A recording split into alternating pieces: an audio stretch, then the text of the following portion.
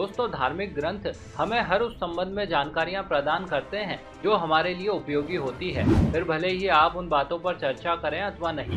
वैसे ऐसे ही कुछ प्रमुख धार्मिक ग्रंथों से ली गई जानकारियों के आधार पर आज हम आपको ये बताने वाले हैं कि आपको कौन कौन सी दशा में संबंध नहीं बनाने चाहिए, ताकि आप इससे होने वाली हानियों को कम कर सकें। लेकिन कथा शुरू करने से पहले यदि अभी तक आपने इस चैनल को सब्सक्राइब, वीडियो को लाइक व शेयर नहीं किया है तो जल्दी से कीजिए, ताकि आगे भी आपको महान सनातन धर्म से जुड़ी ऐसी ज्ञानवर्धक व रोचक जानकारियां प्राप्त होती रहे। नमस्कार और एक बार फिर स्वागत है आप सभी का आपके अपने वीडियो कलेश यूट्यूब चैनल पर। दोस्तों, आपने कई पौराणिक कथाएं सुनी होगी।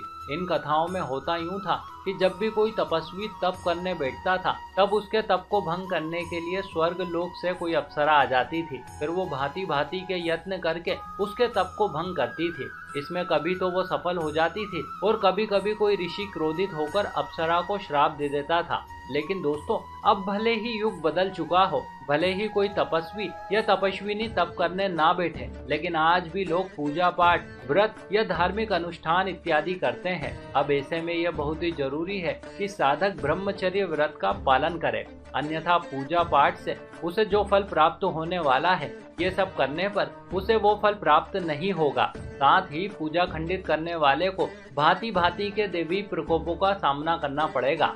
चलिए अब बात करते हैं अगली स्थिति की। दोस्तों, नींद हम मनुष्यों के लिए कितनी जरूरी है ये बताने की आवश्यकता नहीं। आप जितना अच्छे से आराम करेंगे आपको उतना ही तरोताजा महसूस होगा, जबकि वहीं दूसरी ओर आप जितनी कम नींद लेंगे आपको उतना ही बीमार और थका हुआ महसूस होगा। अब ऐसे में यह जरूरी है कि यदि आप या आपका साथी अनिद्रा की स्थिति में है तो आप कभी भूल कर भी उसके साथ संबंध ना बनाएं, क्योंकि ऐसे में ये समागम कहीं न कहीं दोनों पर ही गलत प्रभाव डालेगा। हो सकता है कि यह अनिद्रा या तनाव की परेशानी स्थायी रूप से घर कर जाए। चलिए अब बात करते हैं अगली स्थिति की।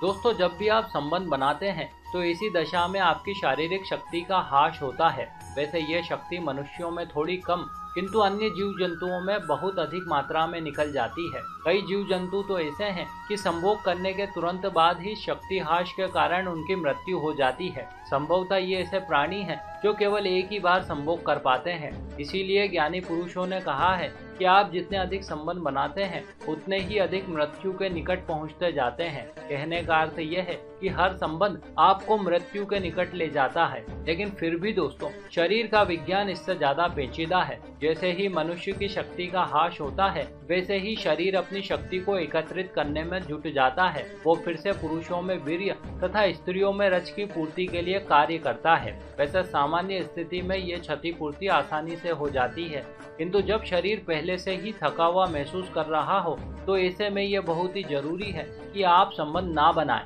क्योंकि ऐसी दशा में शरीर आसानी से क्षतिपूर्ति नहीं कर पाता है और ऐसा सत्संग आपके स्वास्थ्य पर प्रतिकूल प्रभाव डालता है। चलिए अब बात करते हैं अगली स्थिति की।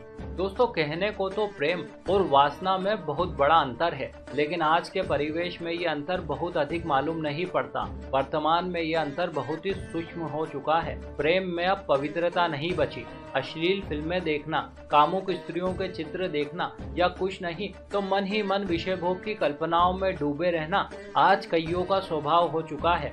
अब ऐसी स्थिति में यदि कोई व्यक्ति संबंध बनाता है तो निश्चित ही ऐसे संबंध में प्रेम कम तथा वासना अधिक दिखाई पड़ती है, और यही वासनापूर्ण स्थिति आपके तथा आपके साथी के मन पर बहुत ही बुरा असर डालती है। अतः शास्त्रों में कहा गया है कि जब भी कभी मन को वासना घेर ले तो भूल कर भी संबंध नहीं बनाने चाहिए, अन्यथा इससे मान सम्मान की हानि होना निश्चित है। चलिए अब बात करते हैं अगली स्थिति की। दोस्तों, जैसा कि आपको पता ही है कि स्त्रियां हर महीने रजस्वला होती है। इस दौरान उनके शरीर में विभिन्न प्रकार की रासायनिक क्रियाएं होती है। इस दौरान कई बार उन्हें मानसिक तनाव व शारीरिक पीड़ा का सामना भी करना पड़ता है। ऐसे में हिंदू मान्यताओं के अनुसार महिलाओं को छुआछूत संबंधी विभिन्न नियमों का पालन भी करना पड़ता है, जैसे 4 दिनों तक रसोई में या 7 दिनों तक मंदिरों में प्रवेश न करना, जमीन पर सोना और भी कई। और इन्हीं नियमों में से एक होता है संबंध न बनाना। किंतु फिर भी यदि कोई दंपत्ति ऐसा करते हैं तो इससे स्त्री तथा पुरुष दोनों को ही शारीरिक व मानसिक क्षति उठानी पड़ती है। चलिए अब बात करते हैं अगली स्थिति की। दोस्तों, हिंदू धर्म में माह की गणना तिथियों के हिसाब से की जाती है। इन्हीं तिथियों में से एक तिथि होती है अमावस्या।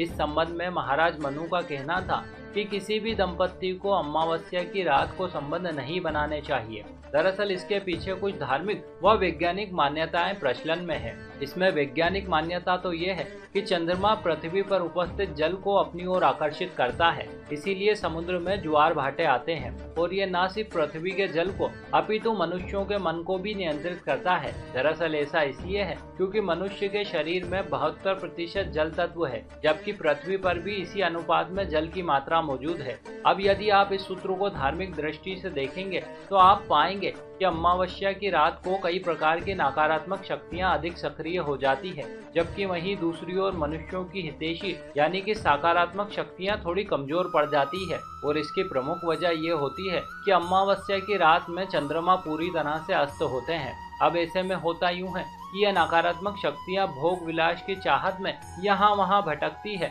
और जब ये किसी संभोगरत जोड़े को देखती है तो भांति भांति से उनके शरीर में प्रवेश कर अपनी अतृप्त इच्छाओं की पूर्ति के लिए प्रयासरत हो जाती है।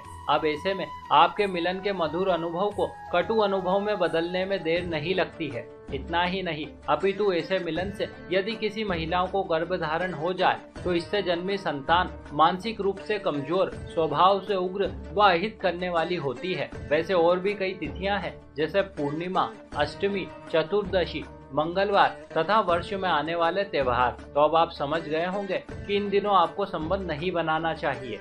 वैसे इसके अलावा भी दोस्तों कई ऐसी दशाएं हैं जिसमें मनुष्यों को शारीरिक संबंध नहीं बनाने चाहिए, जैसे शराब पीकर या अन्य किसी प्रकार का नशा करके, बेहोशी की अवस्था में, अत्यधिक तनाव होने पर, आर्थिक स्थिति ठीक न होने पर, गर्भधारण हो जाने पर या किसी प्रकार के सदमे में।